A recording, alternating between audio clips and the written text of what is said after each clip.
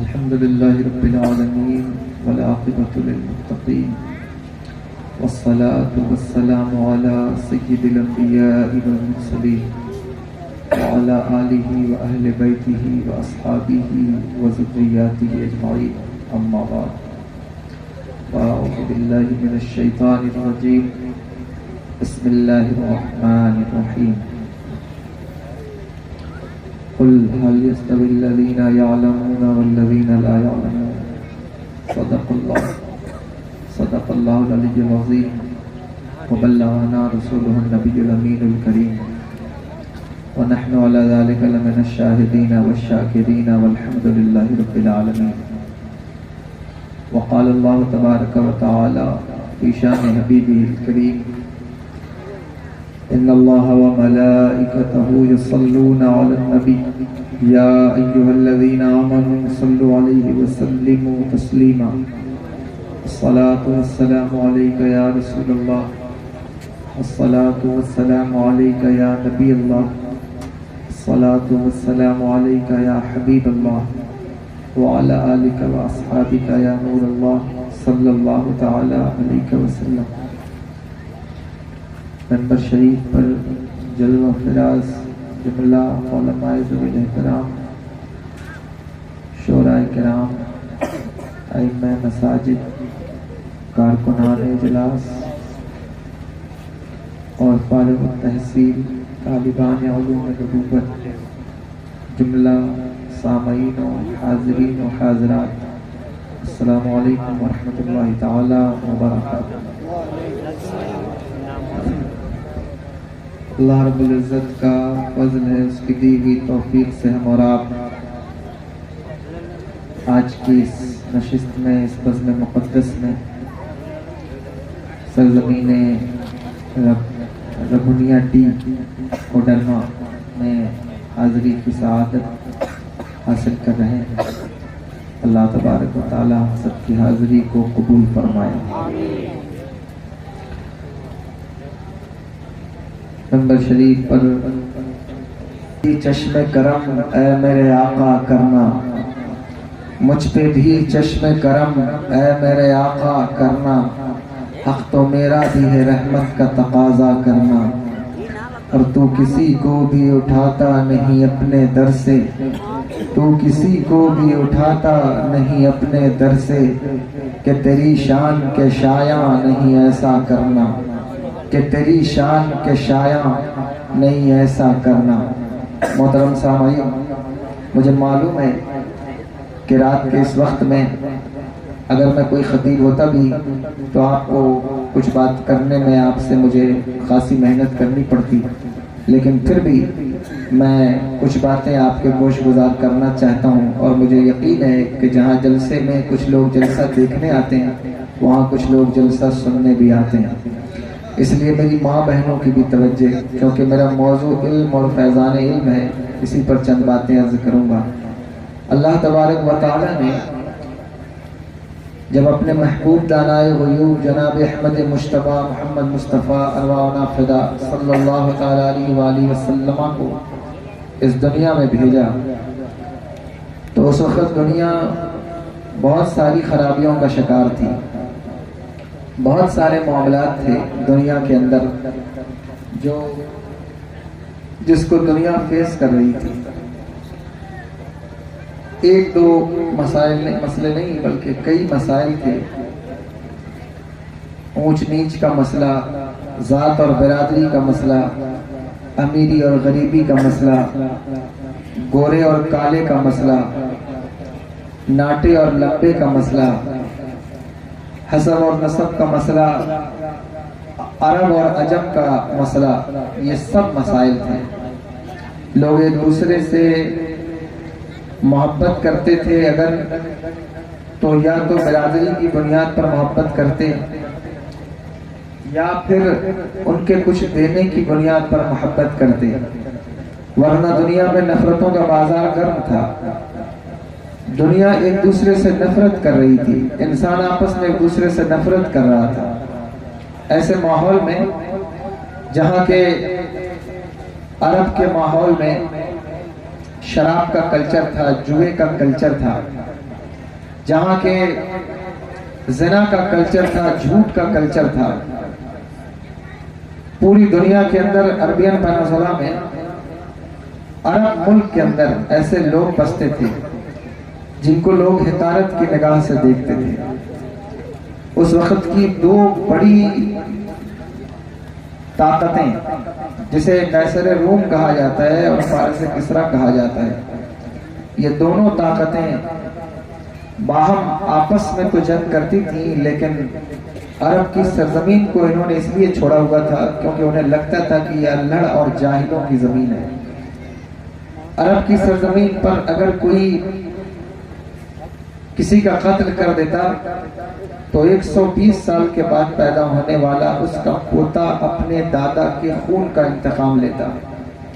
لڑائیاں نسل بعد نسل جاری رہتی اور خرافات کے بازار گرم رہتے.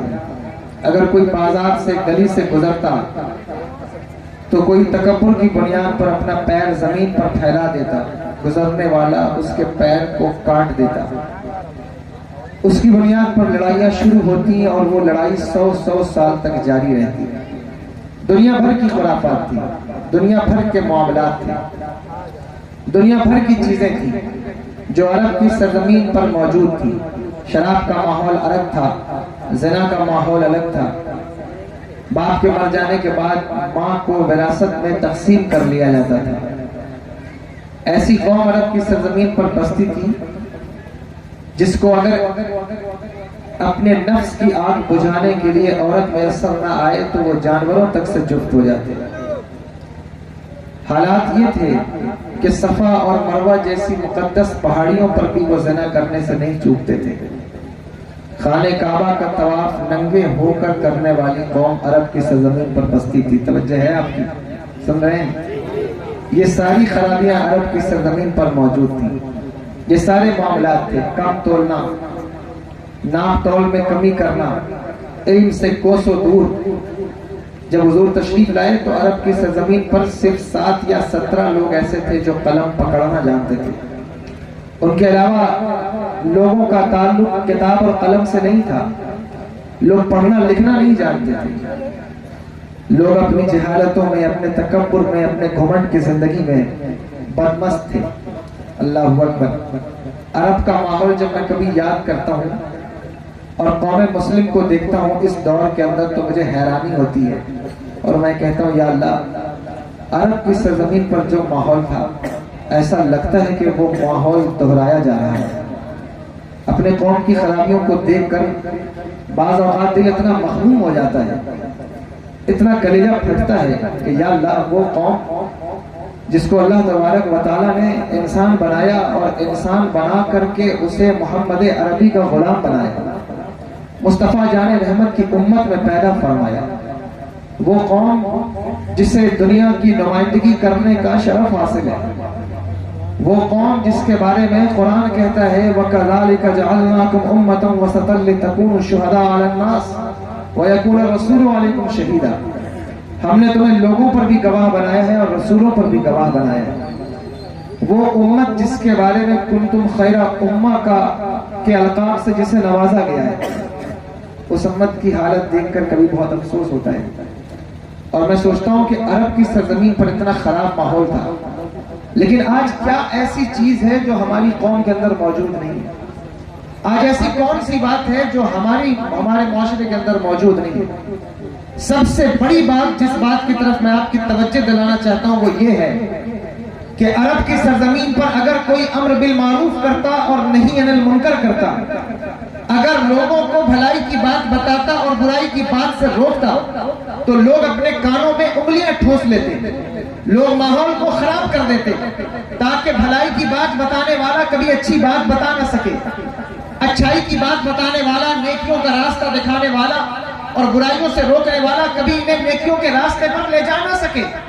سو اس لیے وہ سننے کے بھی روادار نہیں تھے، بلکہ جب انہیں سنایا جاتا تو وہ کانوں میں انگلیاں ٹھوس لیتے کہ ہمیں یہ بات نہ سنائی جائے بلکہ ہماری جو من پسند بات ہے وہ ہمیں سنائی جائے.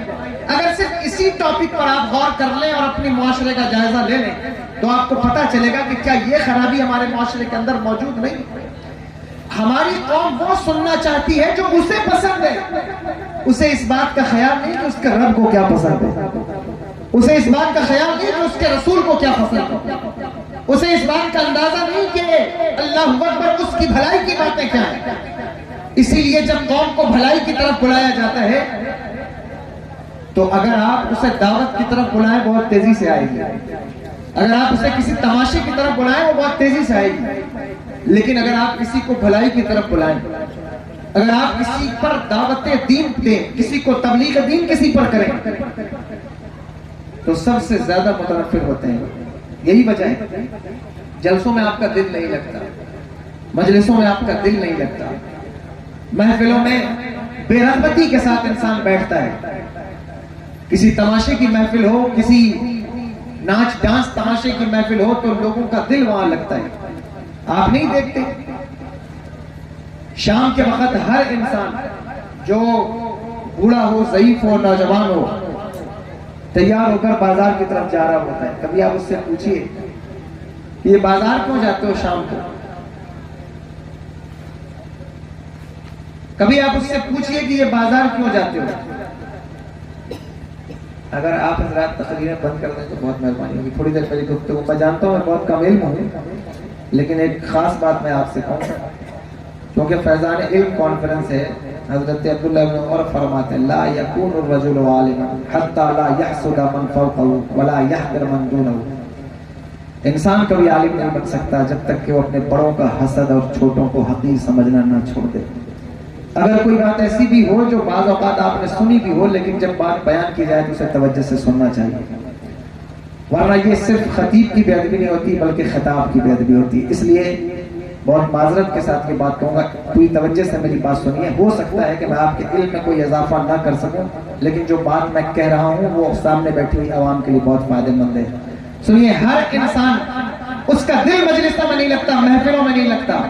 جب اس سے بات کی جائے, دین کی باتیں کی جائے, اچھی باتیں کی جائیں, وہ اسے اچھی نہیں لگتی. بازاروں کی طرف بھاگتا ہے, تماشوں کی طرف, کھیل کود کی طرف بھاگتا ہے. کبھی غور کرو اپنی زندگی پر کہ یہ کیوں ہوتا ہے تمہارے ساتھ. کیوں ہے کہ تمہارا دل مسجدوں کے اندر نہیں لگتا اور بازاروں کے اندر لگتا ہے. جہاں تمہیں دل لگانے کا حکم دیا گیا وہاں تمہارا دل نہیں لگتا, اور جہاں سے تمہیں دل کو بیزار کرنے کا حکم دیا گیا ہے وہاں تمہارا دل لگتا ہے. تو اس کی بنیادی وجہ کیا ہے؟ کیا بات ہے؟ تم نے تو حضور کی حدیث کے مفہوم کو ہی الٹ کر رکھ دیا ہے. میرے آقا ارشاد فرماتے ہیں دنیا کی سب سے بدترین جگہ بازار ہے اور دنیا کی سب سے خوبصورت اور سب سے بہترین جگہ مسجد ہے. لیکن اللہ اکبر کبیرہ, میں دیکھتا ہوں ایک انسان کو 4-4 گھنٹے بازار میں بیٹھتا ہے, اسے پتہ ہی نہیں لگتا کہ اس کا 4 گھنٹہ کب گزر گیا. IPL کا گیم شروع ہو جائے کب اس کے 2-3 گھنٹے گزر گئے اسے پتہ ہی نہیں چلتا. لیکن مسجدوں کے اندر جب وہ نماز کے لیے آتا ہے دیکھو کہ اس کا دل کتنا لگتا ہے. خطبے کے وقت لوگ مسجدوں میں آتے ہیں اور سلام پھیرنے کے بعد اس طرح مسجدوں سے بھاگتے ہیں, ایسا لگتا ہے کہ شاید مسجد کی چھت گرنے والی ہے, اس لیے لوگ دوڑ کر مسجد سے باہر نکل جاتے ہیں. میں آپ سے پوچھنا چاہتا ہوں, یہ عرض کرنا چاہتا ہوں کہ جتنی خرابیاں عرب کے ماحول میں تھی کیا وہ ہمارے معاشرے میں پیدا نہیں ہو رہی, کیا وہ ہمارے معاشرے میں نہیں آ رہی؟ لیکن خدا کی قسم اس کا حل میں آپ کو آج دینے لگا ہوں, آپ اس کا حل یہاں سے لے کر جائیں گے. اتنا خطرناک معاشرہ جہاں شراب کی عادت ہے, جوئے کی عادت ہے, جہاں زنا کی عادت ہے, خرافات کی, جھوٹ کی, چرس کی عادت ہے, جہاں زنا کی عادت ہے, ننگے ہو کر خانہ کعبہ کرنے کا طواف, خانہ کعبہ کا طواف کرنے والی قوم جسے نمک اور کافور کا فرق پتہ نہ تھا. اللہ کی عزت کی قسم جب مصطفیٰ جان رحمت سرور دو عالم صلی اللہ تعالیٰ علیہ وسلم نے عرب کی سرزمین پر قدم رکھا تو ہونا تو یہ چاہیے تھا کہ میرے آقا ہر خرابی کے لیے ایک عنوان منتخب کرتے, شرابیوں کے لیے الگ عنوان, جواڑیوں کے لیے الگ عنوان. لیکن میرے آقا نے کوئی عنوان منتخب نہ کیا, صرف ایک ہی عنوان منتخب کیا. اور جانتے ہو رگونیا دیوانوں وہ عنوان کیا تھا؟ اس عنوان کا نام علم ہے. علم. میرے آقا نے سارے معاشرے کو علم کی طرف بلایا, علم کی طرف بلایا.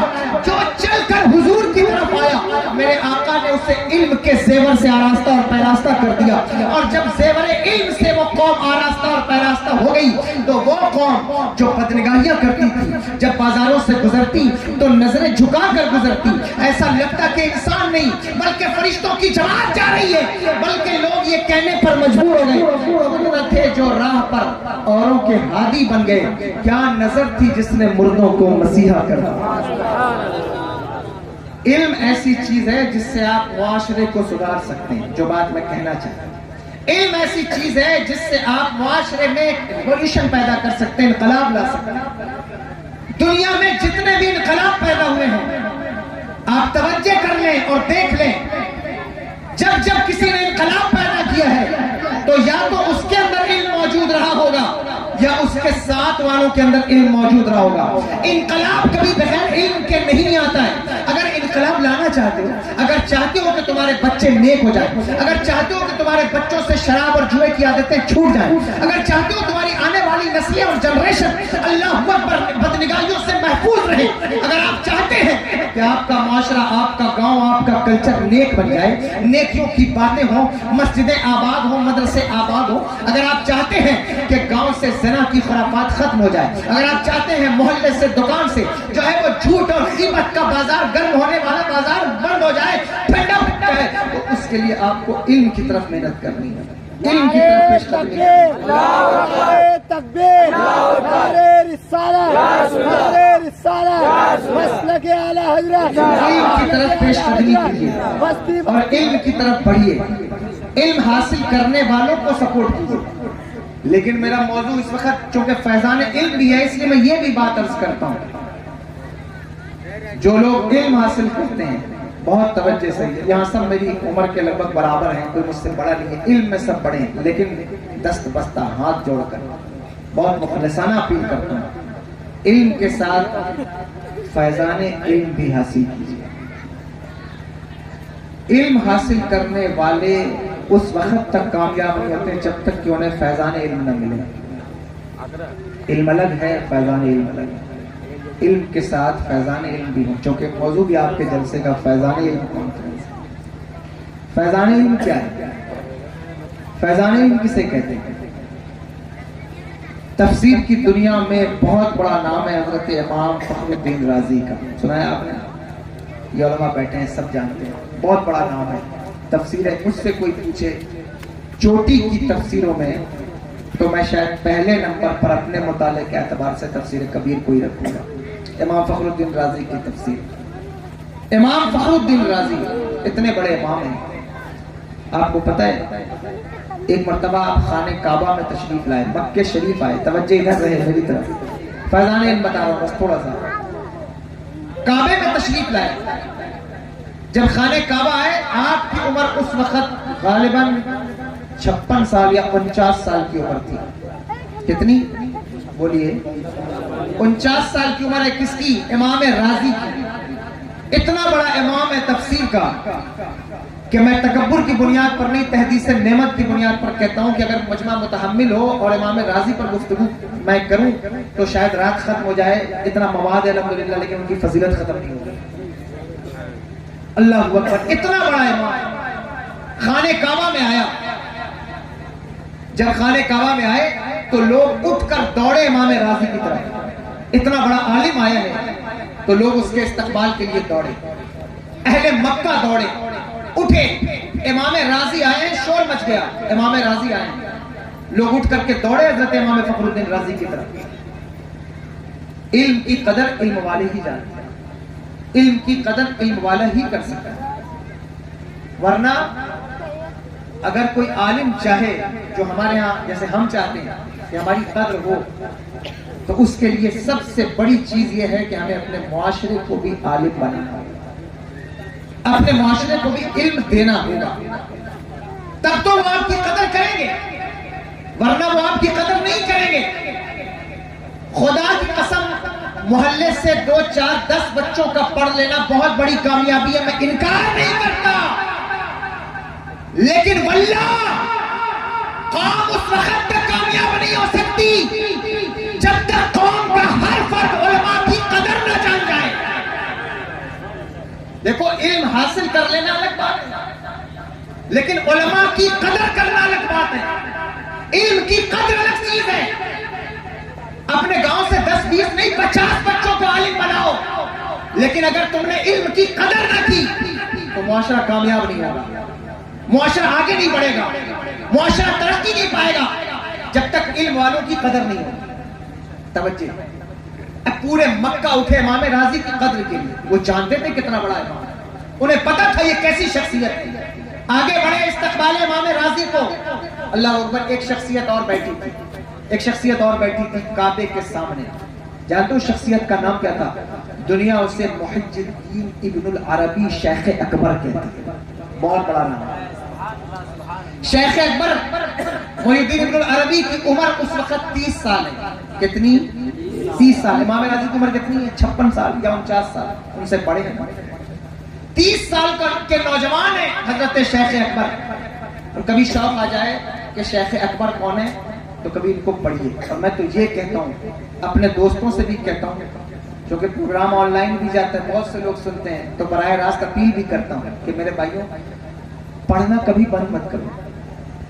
ایسا نہیں کہ کوئی حافظ بن گیا تو وہ مکمل ہو گیا، ایسا نہیں کہ کوئی عالم بن گیا تو، بلکہ میں تو اپنے علماء سے، اپنے دوستوں سے کہتا ہوں، خدا کے لیے اسٹیج پر خطیبوں کی کمی نہیں، مجھ جیسے کمیل بہت ہیں، جو ہے وہ پیروں کی بھی کمی نہیں ہے، لیکن واللہ اس دور کے اندر کمی ہے تو فقیہ کی کمی ہے، محدثین کی کمی ہے، مفسرین کی کمی ہے۔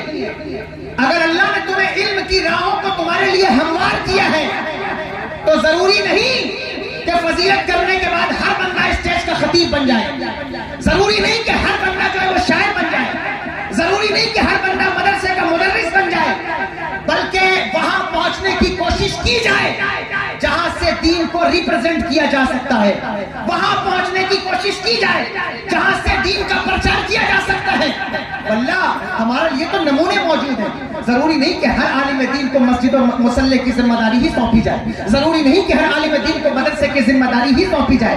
میں انکار نہیں کرتا، یہ بہت بڑا کام ہے، بہت اہم ذمہ داریاں ہیں مدرسوں کی ذمہ داری، بہت بڑا کام ہے مسجد کی ذمہ داری، لیکن یہ ضروری نہیں کہ ہر عالم فاضل بننے کے بعد مسجد کا امام ہی بنے، مدرسے کا مدرس ہی بنے، اسٹیج کا مقرر ہی بنے، بلکہ اگر تم عالم بنے ہو تو تمہارے لیے دنیا کے سارے دروازے کھلے ہوئے ہیں۔ اگر کوئی حافظ بننے کے بعد اچھا وکیل بن جائے تو پھر پوچھنا کیا، اگر کوئی عالم بننے کے بعد اچھا ڈاکٹر بن جائے تو پھر پوچھنا کیا، اگر کوئی عالم بننے کے بعد اچھا جج بن جائے تو پھر پوچھنا کیا۔ ہمارے پاس نمونے موجود ہیں، زیادہ نہیں، 200 سال پیچھے چھانک کر دیکھو، ہمیں نمونے ملے گے، ہمیں آئیڈیل ملے گے۔ آج تو کنڈیشن یہ ہے کہ اگر عالم دین دکان کھول لے تو لوگ کہیں گے اچھا مولانا صاحب کی دکان چلاتے، مولانا صاحب بھی کاروبار کرنے لگے، وہ لوگ کہیں گے نہیں، کہتے ہیں مزاج ہے عوام کا۔ عالم اگر کاروبار کرے تو صاحب عالم کیسے کاروبار کر رہا ہے؟ علم حاصل کر کے پھر وہی کاروبار۔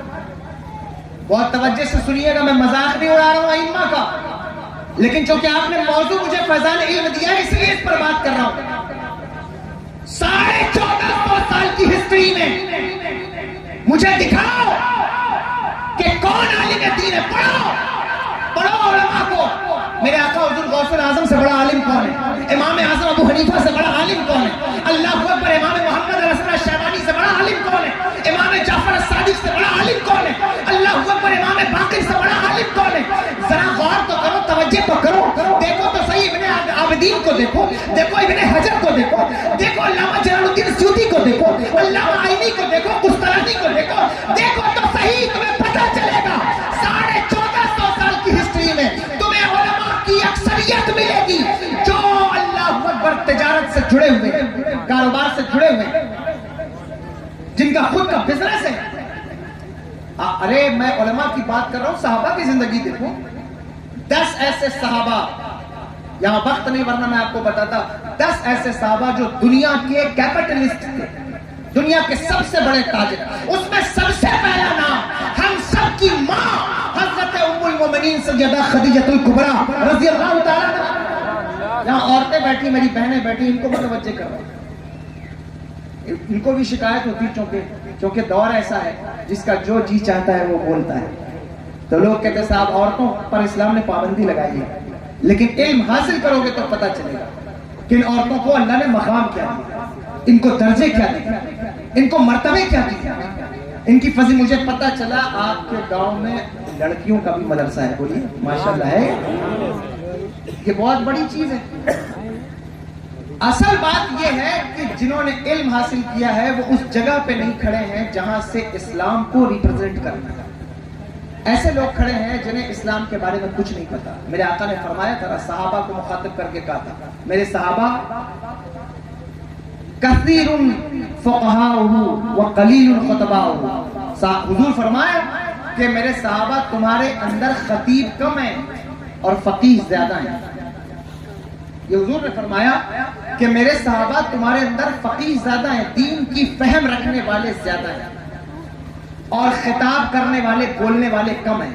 لیکن ایک دور ایسا آئے گا کہ جب دین کو سمجھنے والے کم ہوں گے اور خطاب کرنے والے زیادہ ہوں گے. یہ حضور کا ارشاد گرامی ہے. یہ وہی دور ہے جس دور کے اندر جو دین کو انڈرسٹینڈ نہیں کر پاتا وہ دین کو سمجھا رہا ہوتا ہے. تمہیں معلوم نہیں ہے، اگر آج بھی آپ گوگل پہ سرچ کریں گے شاید وہ ویڈیو موجود ہو. میں نے ایک ویڈیو دیکھا، ایک صاحب، اب رمضان آ رہا ہے نا، تو انہوں نے روزوں پر انٹرویو دیتے ہوئے کہا کہ میں نے قرآن پڑھا ہے، روزہ رکھنا فرض نہیں ہے، ضروری نہیں کہ ہر آدمی روزہ رکھے. کہ یہ معاذ اللہ. لوگوں نے ان سے پوچھا کیوں آپ ایسا کہہ رہے ہیں؟ کہا روزے سے صحت ڈیمیج ہوتی ہے اور قرآن کبھی جو ہے وہ صحت کو خراب کرنے کی دعوت نہیں دیتا. روزے ان لوگوں کے لیے جو صحت مند ہیں، صحیح ہیں، تندرست ہیں، توانا ہیں، ایکسٹرا انرجی جن کے پاس ہے، ان کے لیے روزوں کا حکم ہے. وہ انہوں نے کہا. تو ایک کوئی میڈیا والا مسلمان تھا، اس نے انہیں کال کیا اور کال کر کے ان سے پوچھا کہ آپ نے روزوں کے اوپر اسٹیٹمنٹ دیا ہے دین کے اوپر، تو آپ دین کے بارے میں کیا جانتے ہیں؟ اس نے کہا بہت کچھ جانتا ہوں. کیا سوال ہے آپ کا بتائیے. کہا اچھا چلیے یہ سب چھوڑیے، آپ یہ بتائیے کہ آپ نے استنجا کیا ہے؟ تو وہ کہنے لگے کہ میں نے تو نہیں کیا لیکن میرے والد صاحب نے کیا ہے. بہت توجہ سنیے، یہ ہنسنے کی بات نہیں. یہ آج بھی آپ سن سکتے ہیں. ابھی یہ جو KBC کا پروگرام ہوتا ہے، اس میں کسی بہت بڑے انٹلیکچوئل پرسن سے پوچھا گیا کہ حضرت موسیٰ، حضرت عیسیٰ اور جناب محمد رسول اللہ صلی اللہ تعالی علیہ وسلم اور حضرت جبریل، ان چاروں میں سے کون نبی نہیں ہے؟ یہ سوال ہوا. بہت بڑے انٹلیکچوئل پرسن ہے، وہ دین کو ریپرزینٹ کرتا ہے. وہ کہتے ہیں صاحب ہم دین کے بارے میں بہت جانتے ہیں. ان سے پوچھا گیا کہ بتائیے کون نبی نہیں ہے؟ تو انہوں نے کہا کہ سوال کو اسکپ کر دیا جائے، سوال بدل دیا جائے، دوسرا سوال پیش کیا جائے. لوگ وہاں کھڑے ہوئے ہیں، وہاں کھڑے ہو کر دین کو ریپرزینٹ کر رہے ہیں جہاں انہیں خود دین پتہ نہیں، وہ لوگوں کو دین سکھا رہے ہیں. اسی طرح سے معاشرہ اور معاشرے کے لوگ مس گائیڈ ہوتے ہیں. جیسے عورتوں کے بارے میں یہ کہہ دیا گیا کہ اسلام نے تعلیمی نظام کو جو ہے وہ محدود کر دیا ہے، روک دیا ہے. 40 سال ہوئے ہیں. میری بہنوں سے خاص توجہ، اگر ان کی تقریر بند ہو تو اس وقت میری بات سن لیں. میں چاہوں تو تقریر بھی کر سکتا ہوں، اور جتنے لوگ بیٹھے ہیں الحمدللہ، میں تکبر کی بنیاد پر نہیں کہتا، علی کی اولاد ہوں، جو بات کہہ رہا ہوں سچ کہہ رہا ہوں. میں چاہوں تو آپ کو کھڑے کروا کے بھی نعرہ لگوا سکتا ہوں، لیکن میں آیا ہوں مولانا بشیر صاحب کی دعوت پر اور میں چاہتا ہوں کہ کچھ خاص بات آپ سے کر کے جاؤں. اس لیے میں خاص بات آپ سے کہہ رہا ہوں. میری بہنوں کی توجہ، علم نہ ہونے کی بنیاد پر لوگ یہ سمجھتے ہیں کہ عورتوں کے حقوق کو غصب کرتا ہے اسلام، تعلیمی نظام پر پابندیاں لگاتا ہے اسلام، کوئی ایجوکیشن کے بارے میں محتاط ہے اسلام. تمہیں پتہ نہیں ہے 40 سال ہوئے ہیں جب امریکہ میں عورتوں کو ممبر آف پارلیمنٹ بنایا گیا. کتنے سال؟ 40 سال ہوئے ہیں. اس سے پہلے امریکہ کی پارلیمنٹ میں عورتوں کا داخلہ نہیں تھا. لیکن اسلام کی اگر اویئرنس دیکھنا چاہتے ہو رگونیا ٹی والوں، تو میں تم سے کہتا ہوں پلٹ کر دیکھو اسلام کی اویئرنس. آج سے 1400 سال پہلے میرے نبی کے غلام حضرت جناب عمر بن خطاب رضی اللہ تعالیٰ عنہ کی پارلیمنٹ جو مدینے میں قائم تھی، اس پارلیمنٹ کی ممبر آف پارلیمنٹ ایک عورت تھی. تو کہیے سوال نہیں. ممبر آف پارلیمنٹ ایک عورت. اور حضرت عمر ایک بل لائے تھے، توجہ عورتوں کی، ایک بل لائے تھے حضرت عمر اپنی پارلیمنٹ میں. انہوں نے کہا کہ عورتوں کا مہر فکس کر دیا جائے، چونکہ مہر فکس نہیں ہے نا، جو جتنا چاہے رکھ لے، عورتوں کو حق ہے. تو حضرت عمر ایک بل لائے کہ ان کا مہر فکس کر دیا جائے. جب انہوں نے اپنی پارلیمنٹ میں یہ بل رکھا تو خدا کی قسم نبی کی صحابیہ نے اٹھ کر اس بل کو چیلنج کر دیا کہ عمر آپ کیسے یہ بل لائے؟